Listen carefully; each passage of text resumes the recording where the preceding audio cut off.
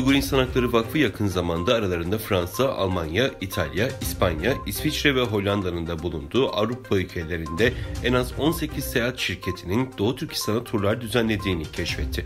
Araştırmalarına göre bu seyahat şirketleri onları Kaşgar, Turpan ve Urumçi'ye götürüyor. Bu şirketlerin bu 3 lokasyondan en az birini ziyaret etmesi gerekiyor.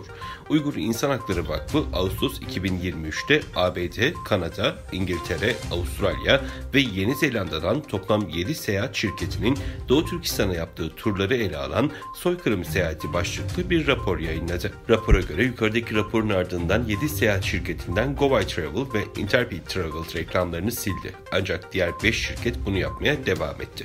Raporu hazırlayan Uygur İnsan Hakları Araştırma Ofisi Direktörü, turistlerin Doğu Türkistan gibi yoğun kuşatma altındaki bir bölgeyi ziyaret etmesine izin verilmesi ilginç görünse de özel seyahat şirketleriyle Avrupalı turistlerin Çin hükümeti tarafından çizilen çizgiyi geçemeyeceğine dikkat çekildi.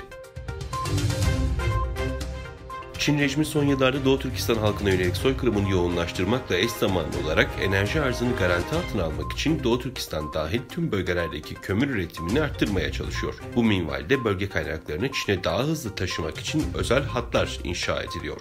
Çin Propaganda Ajansı Tanrıdağ Ağı'na göre Çin hükümeti Doğu Türkistan'ın kömür kaynaklarını Çin'e taşımak amacıyla inşa ettikleri yeni demiryolu hattında 15 Ocak tarihinde resmi yük transferlerine başladı. Dünyada en çok nüfusa sahip ülke olan Çin'de doğum oranındaki düşüş ve ölüm oranındaki yükseliş genele yansıdı. 2023 yılı itibariyle Çin'in tahmini nüfusunun 2 milyon civarında gerilediği açıklandı. Çin Ulusal İstatistik Bürosu 2023'te ülkenin güncel nüfus verilerini paylaştı. Büronun paylaştığı verilere göre Çin'in 2 yıldır üst üste nüfusunda azalma yaşandığı açıklandı. Ayrıca 2022'de 850 bin azalmayla Çin nüfusundaki erime 2023'te hızlandı. Çin'in Türk yurdu Doğu Türkistan'da 2017'den bu yana yoğunlaştırdığı sistematik baskı ve asimilasyon politikası günümüzde soykırım haline dönüştü. Doğu Türkistan'ın nüfusu geçen 10 yıllar içinde ciddi oranda düştü. Elektrikli şarj cihazları, endüstriyel robotlar ve fabrika motorları ve sürücüleriyle tanınan İsviçreli mühendislik şirketi ABB şu anda ABD Kongresi tarafından soruşturma altında.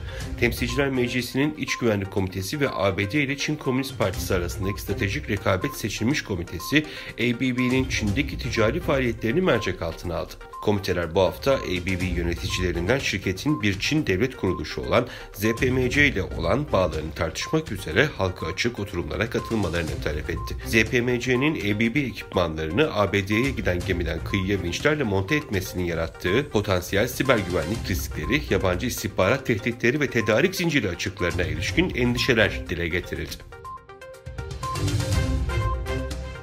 Çin'in Henan eyaletindeki özel bir yatılı okulda çıkan yangında 13 öğrencinin yaşamını yitirdiği açıklandı. Ulusal basında yer alan haberlere göre Nanyang şehrinin kırsal bölgelerinde yaşayan öğrencilerin eğitim gördüğü Yingchai okulunda gece saatlerinde yangın çıktı.